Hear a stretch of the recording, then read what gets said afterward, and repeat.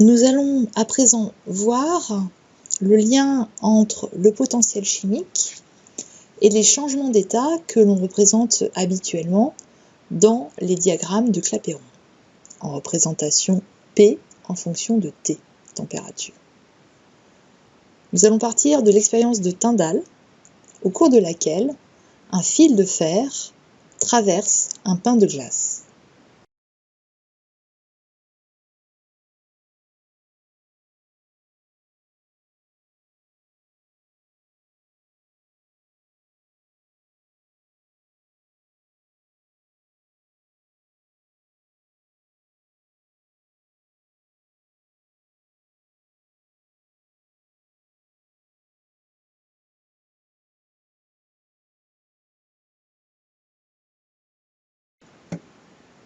Tentons maintenant d'expliquer théoriquement ce qui s'est produit.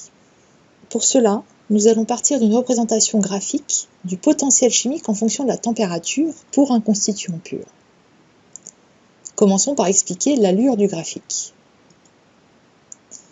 Rappelons la différentielle totale exacte du potentiel chimique d'un constituant pur, dmu étoile égale moins S étoile dt plus V étoile dP.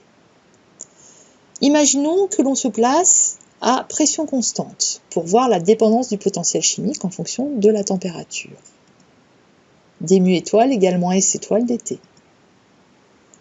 En dehors des changements d'état du constituant, le potentiel chimique varie donc à peu près linéairement avec T, puisque si on néglige les variations de S étoile avec la température, delta mu étoile environ égal à moins S étoile fois delta T. C'est pourquoi sur le graphique, vous visualisez des morceaux de droite. Pour un gaz, un liquide et un solide, on a des ordres de grandeur différents de l'entropie molaire. En particulier, l'entropie molaire du gaz est plus élevée, d'au moins un facteur 10, que l'entropie molaire en phase condensée. On a donc une pente de plus en plus négative lorsqu'on va de l'état solide vers l'état gazeux du constituant. Lorsque les pentes se croisent, c'est que l'on a mu étoile dans un état donné égale mu étoile dans un autre état. Ainsi, en abscisse, on va lire les températures de changement d'état. Les morceaux pointillés indiquent ce que l'on appelle des états métastables, car expérimentalement, le constituant peut rester solide, par exemple, au-delà de la température de fusion. Des phénomènes cinétiques empêchent alors la transformation thermodynamiquement prévue. Observons à présent comment le graphique va être modifié si l'on se place à une autre pression.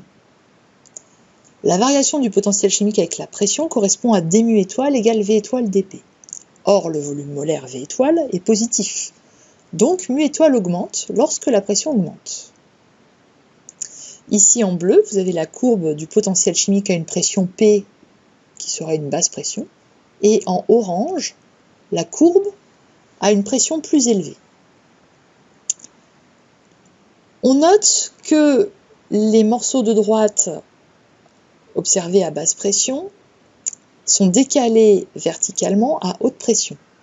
Mais ces morceaux ne sont pas décalés d'une quantité égale selon l'état physique que l'on a.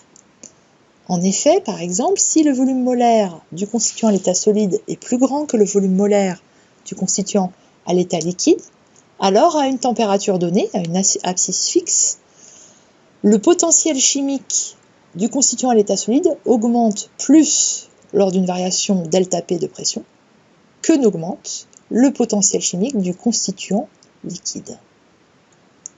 Et donc, l'intersection des deux droites, qui représente la température de fusion,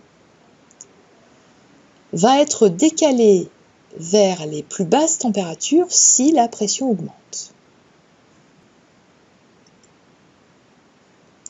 Si le volume molaire du solide est inférieur au volume molaire du liquide pour ce constituant, alors, graphiquement, on voit que lorsqu'on augmente la pression, la température de fusion, au contraire, va augmenter. Dans l'expérience de Tyndall, la glace en avant du fil est soumise à une pression importante. Or, pour l'eau, le volume molaire du solide, qui est structuré par les liaisons hydrogène entre oxygène et hydrogène, est plus grand que le volume molaire du liquide. On est donc dans le cas de figure du haut, avec une température de fusion qui diminue lorsque la pression augmente. Donc, en avant du fil, la température de fusion de la glace est inférieure à 0 degré. La glace fond. En revanche, en arrière du fil, la pression du fil s'annulant, la température d'équilibre solide-liquide de la glace revient à 0 degré et donc la glace regèle. D'où cette expérience très jolie, très spectaculaire.